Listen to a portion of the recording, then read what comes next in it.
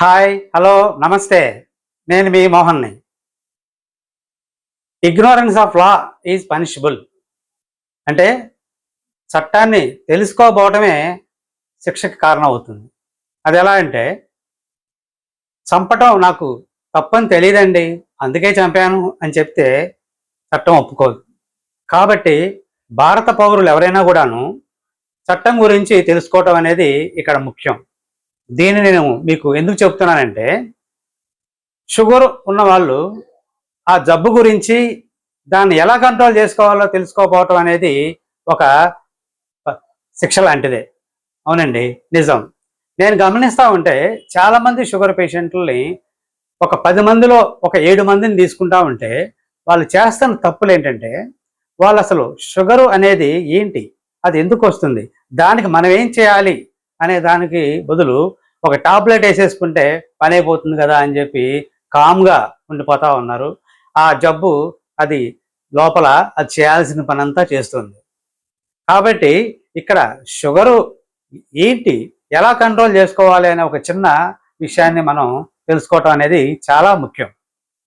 నేను గమనిస్తే ఒక షుగర్ వ్యాధి ఉన్న ఒక 15 సంవత్సరాల నుంచి ఉన్న వాళ్ళని ఏంటంటే మీకు ఎప్పటి నుంచి ఉంది అని అంటే 15 సంవత్సరాల నుంచి ఉందని తాను ఏదో ఒక పద్మశ్రీ అవార్డు తీసుకున్న వాళ్ళగా చెప్తాడు. అయితే ఓకే, మీరు మరి ఏ మందులు వాడుతున్నారండి అని అంటే, నేను 10 ఏళ్ల క్రితం ఒక డాక్టర్కి చూపించాను, ఆయన రాసిచ్చిన మందులు అవే కంటిన్యూ చేస్తా ఉన్నా, తినేస్తున్నా వాడేస్తున్నా అంటున్నాడు. కానీ ఇది సరైందేనా? నేను అదే చెప్తున్నాను. మెట్ఫార్మిన్ ఒక డ్రగ్ ఉంది, మెట్ఫార్మిన్ ఎస్ఆర్ అని ఒకటి ఉంది. దానికి దీనికి తేడా ఏంటో తెలియదు, మినిమం తెలుసుకోవడానికి ప్రయత్నించరు. అట్లాగే ఏం తింటే షుగర్ వస్తుంది, ఎలా కంట్రోల్ చేసుకోవచ్చు, దాన్ని ఎలా రివర్స్ చేసుకోవచ్చు అని తెలుసుకోవడానికి కొంత కూడా ప్రయత్నం చేయట్లేదు. మన యూట్యూబ్లో వచ్చే మిగతా ప్రోగ్రాంలు చక్కగా చూస్తూ ఎంజాయ్ చేస్తున్నారు, కానీ అసలు ఏం చెప్తున్నారు? మెయిన్ చేయవలసింది షుగర్కి సంబంధించి మనం ఒక టెస్ట్ ఉంటుంది, HbA1c. అయితే దీన్ని ఎంతమంది షుగర్ ఉన్న వాళ్ళు చేయించుకుంటున్నారు? ఏమన్నా మీరు షుగర్ టెస్ట్ చేయించుకున్నారా అంటే వాళ్ళు సింపుల్గా చెప్పేది, చేయించుకున్నానండి, పరగడుపున 115 ఉంది, తిన్నాక 160 ఉంది అని చెప్తున్నారు. ఆ టెస్టు దేన్ని సూచిస్తుంది? గత 24 గంటల్లో జరిగిన నీ యొక్క ఆహారం విషయాన్ని తెలియజేస్తుందే కానీ బాడీలో షుగర్ ఎంత ఉంది అనే సంగతి చెప్పదు కదా. గత రోజు రాత్రి నువ్వు చక్కగా పెళ్ళి విందు భోజనానికి వెళ్ళి నువ్వు వచ్చి ఇక్కడ కనుక తిని ఆ తర్వాత మరుసటి రోజు ఉదయం కనుక నువ్వు చెక్ చేసుకుంటే షుగర్ ఎంత ఉంటుంది? సహజంగా ఎక్కువే ఉంటుంది. వెంటనే ఆ రిపోర్ట్ తీసుకుని వెళ్ళి డాక్టర్కి చూపిస్తే ఆ డాక్టర్ కూడాను అవగాహన ఉన్నవాళ్ళు అయితే అతను కేసు హిస్టరీని తీసి ఆ కేసుని బట్టి ఆయన ప్రిఫర్ చేస్తారు, తగిన మెడిసిన్ ఇస్తారు. అదేం లేకుండా అదే ఫైనల్ అనుకున్న డాక్టర్ అయితే అతనికి ఇమ్మీడియట్గా మెడిసిన్ పెట్టేస్తాడు. ఇది సరైందేనా? కాబట్టి అసలు మనం ఏం చేయాలి? ఫస్ట్ ఆఫ్ ఆల్ దాని అవేర్నెస్ అనేది షుగర్ వ్యాధిగ్రస్తుల్లో లేనే లేదు.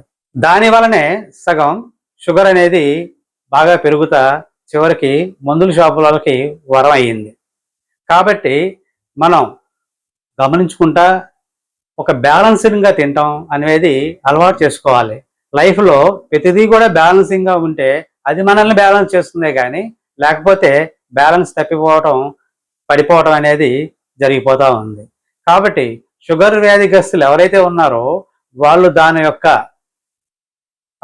అసలు ఎందుకు వస్తుంది, ఎలా వస్తుంది అనే జాగ్రత్తలను తీసుకొని అతి జాగ్రత్తలు కూడదు, అసలు ఉండకుండాను ఉండకూడదు.